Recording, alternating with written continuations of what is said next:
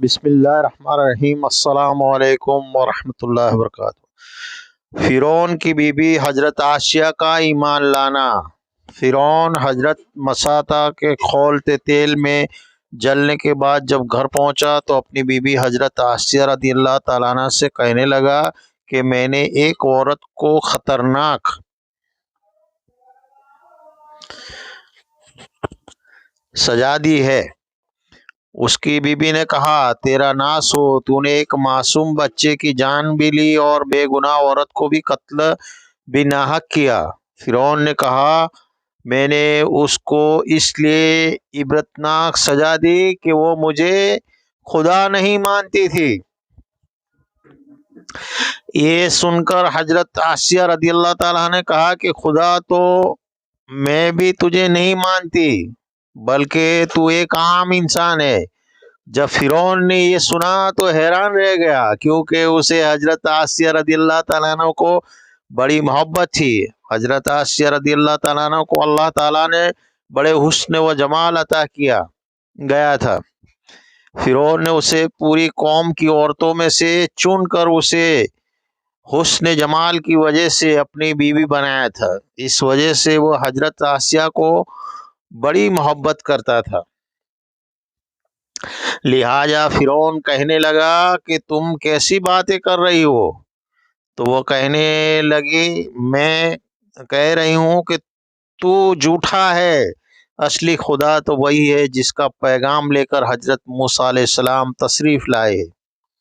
فرعون نے یہ بات سنی تو وہ بہت غصے میں آ گیا اور کہنے لگا کہ تو اپنی بات سے باز آ جا اور مجھے اپنا خدا مان لے، ورنہ میں تمہارا بھی وہی حشر کروں گا جو میں نے مساطا کا کروایا ہے۔ حضرت عائشہ رضی اللہ تعالیٰ عنہا کہنے لگی کہ تو جو چاہتا ہے کر لے، میرے ساتھ میرا رب ہے۔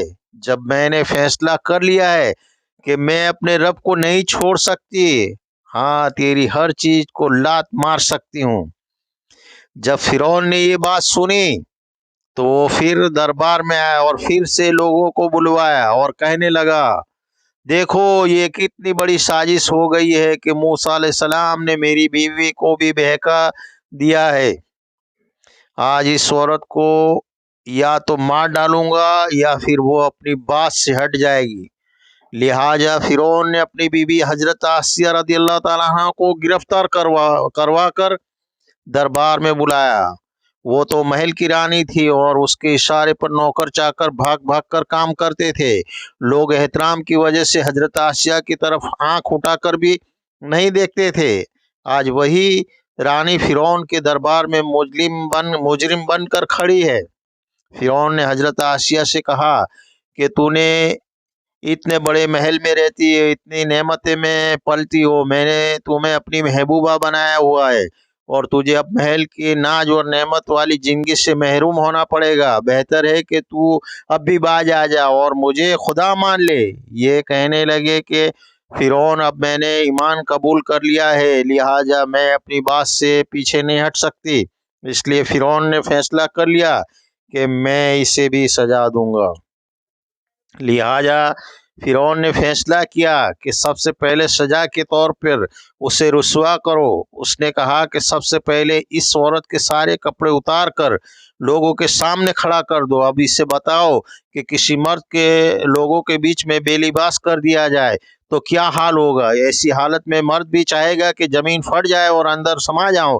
حضرت عائشہ تو آخر عورت تھی اور عورت کے اندر تو اللہ تعالیٰ نے شرم اور حیا رکھی ہے۔ فرعون نے اس کے جسم کے لباس اتاروا دیا۔ اب سوچئے کہ وہ اب کتنے عجیب حالت کی شکار ہوگی۔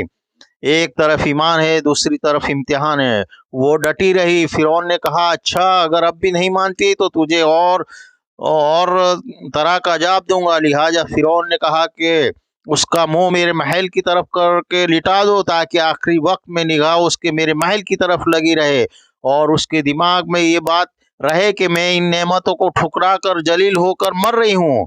لہٰذا حضرت عائشہ کو فرعون نے حکم کے مطابق محل کی طرف منہ کر کے لٹا دیا گیا۔ ان کے ہاتھوں اور پاؤں میں لوہوں کی کیلیں ٹھوک دی گئی تاکہ ہل نہ سکے۔ اس کے بعد فرعون نے لوگوں کو بلوا کر کہا کہ اس کے جسم میں کھال ادھیڑنا شروع کر دو۔ اب بتائیے کہ وہ زندہ عورت ہے اور اس کے جسم کے کھال اتاری جا رہی ہے، نازک بدن ہے مگر اس کو برداشت کر رہی ہے، اسے اللہ کے نام پر تکلیف دی جا رہی ہے۔ اس طرح اس کے جسم کی کھال اتار دی گئی۔ اللہ کی شان دیکھیے کہ وہ ابھی تک زندہ تھی مگر جسم زخم بن چکا تھا۔ فرعون کا دل اب تک ٹھنڈا نہیں ہوا تھا، لہٰذا وہ کہنے لگا کہ پیسو مرچا لاؤ اور اس کے پورے جسم میں چھڑک دو۔ تو ان کے جسم پر مرچی چھڑک دی گئی۔ پھر حضرت آسیہ کے جسم پر مرچیں ڈال دی گئی تو وہ مچھلی کی طرح تڑپنے لگی۔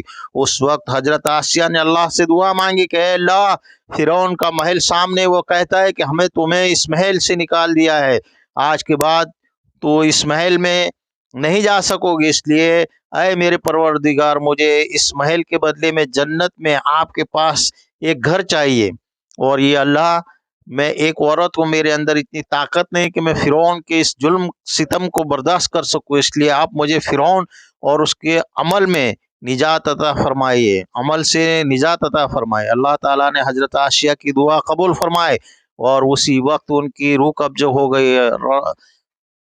اگر یہ واقعہ آپ کو بہترین طریقے سے پسند آیا ہو تو میرے اس ویڈیو کو لائک کرے، کامنٹ کرے، شیئر کرے۔ ثنا جو ہے میری چینل ہے اس کو فالو کرے، اور پھر ملتے ایک نئے ویڈیو کے ساتھ۔